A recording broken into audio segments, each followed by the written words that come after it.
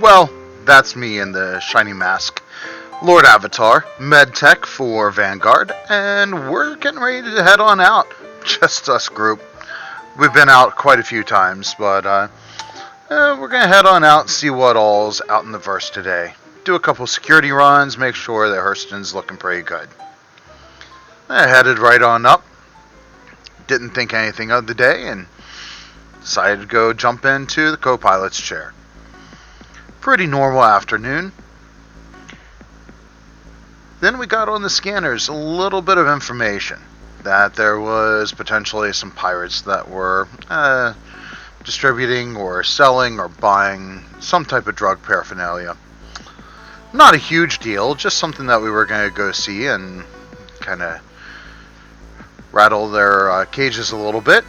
But we're going to go take this behemoth down. We were flying in Sharknado, and I decided that I'd just head right on over to one of the guns. I'd get inside that turret and just kind of line up on the starboard side with everyone else. If we needed any other hands, they'd be able to jump. We had a full crew that day. And Hurston was just looking beautiful.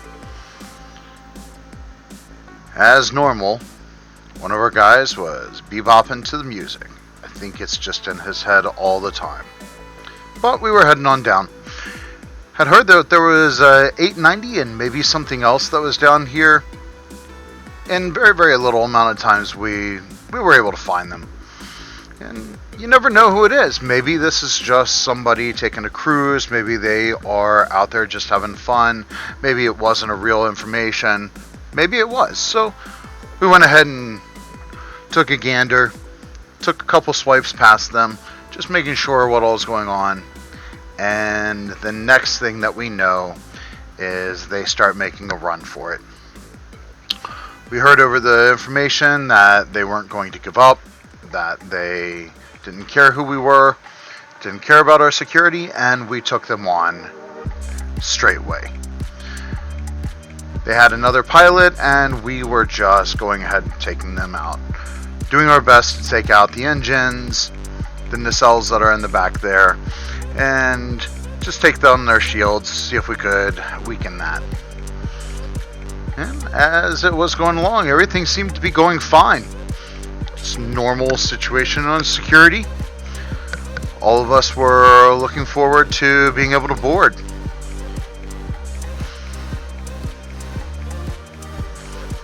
And then they just blew up.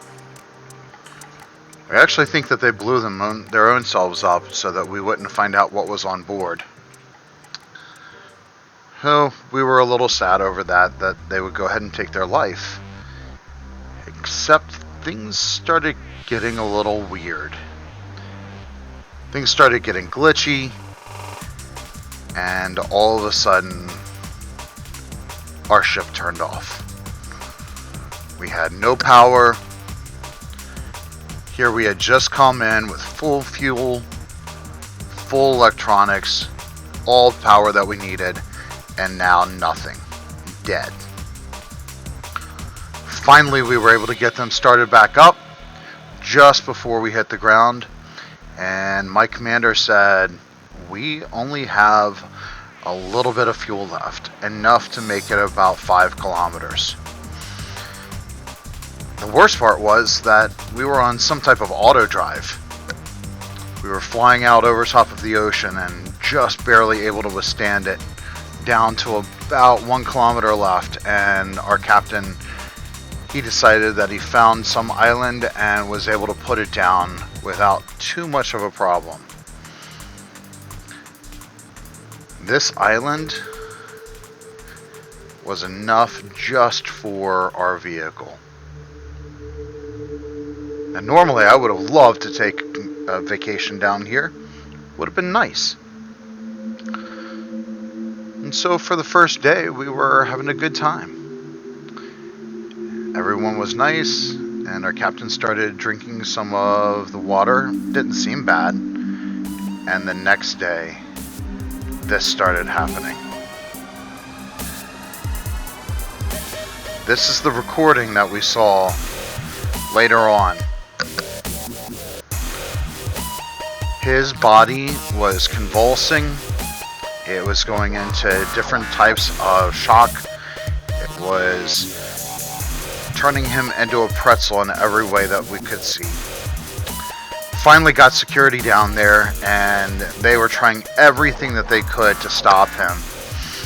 Try to get him up to the med bay where I was already putting together some stuff. This wasn't usual. Here our ship had gone down in a beautiful paradise, and we didn't know what was going to happen. So we counted our lucky stars and started figuring out what exactly was going to be around. Where were we located? This is one of the places.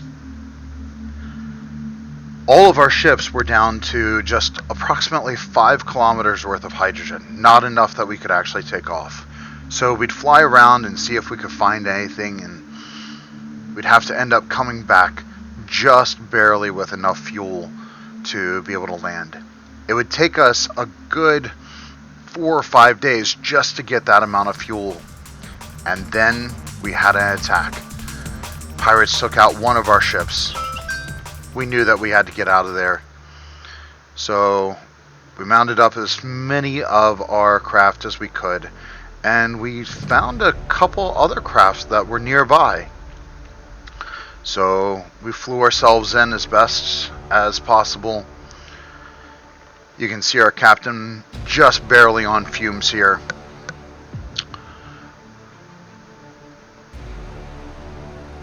All of these ships, including the other people, said that they had been stranded in this area for the last couple months. We could collect a little bit of hydrogen each day, but just weren't able to get over top of that 5 kilometers, even after multiple days. We started looking into it and just could not figure out the answer. It was already hard enough to collect any hydrogen there. And then we saw it. We saw the venting that would happen no matter what happened. We had filled it up with as much hydrogen as we possibly could, and that was it. So, best to make the best. I mean, if we're going to have a vacation, forced, we're going to have a vacation. Captain came out. After about a week, we just enjoyed it. The ocean out there with no salt in it, just absolutely phenomenal. That beautiful sun, just a wonderful sunset. So, as a medic, I started getting some of the supplies together, laying out, getting plenty of vitamin D. We had enough food to last us at least for 8 months, and the other people that we had found local, they seemed to be excited as well. And on the 41st day, our security team came. They came in and showed us that there was a computer glitch that was going on with the pirates. Said that they'd be sending down a team very soon, and just to stay put. So we did. Stayed an hour, a couple hours, a day, 2 days. I started getting a little concerned, even though a pilot was still sitting there saying that they would be here. Oh. 3 days had passed by. No fish. Same food. Not bad food, but just the same. All the rest of the people who had come with us, or that we had found, they were just glad that something was going to happen. But was it? We got a little comfy with each other. And then, there she was. She was fixed. The same bird that we came in on is the same bird that we were going to leave on. That sight that I knew that Vanguard was going to rescue us. That our security team, our medical team, our technician team, each one of the officers had not let us down. Now, though it took a little bit more time, we would be found. And we would be able to go out and do what we were needed to do on all of our other missions. This was one of the most beautiful sights I had ever seen. She had come here for us. The Sharknado. Our captain hadn't let us down. Our friends were becoming better friends than we had ever seen. Brothers. To the end. Absolutely the most important things in our life. Rescue was around the corner. It was still hard to get in there. We found a spot, moved over to it. Captain was just coming in for the starboard side.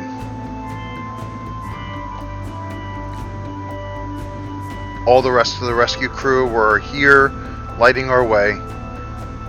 We're in space, making sure that everything was going as coordinated. And we looked around at our small island. One more place that we tried to get out from underneath of the pirates. And that's what our group did. I can't even tell you how exciting it was to get back into space. To be heading home. To know that I had a place. And that we had a place. And that through all of this problem, all of this situation, all of this dilemma,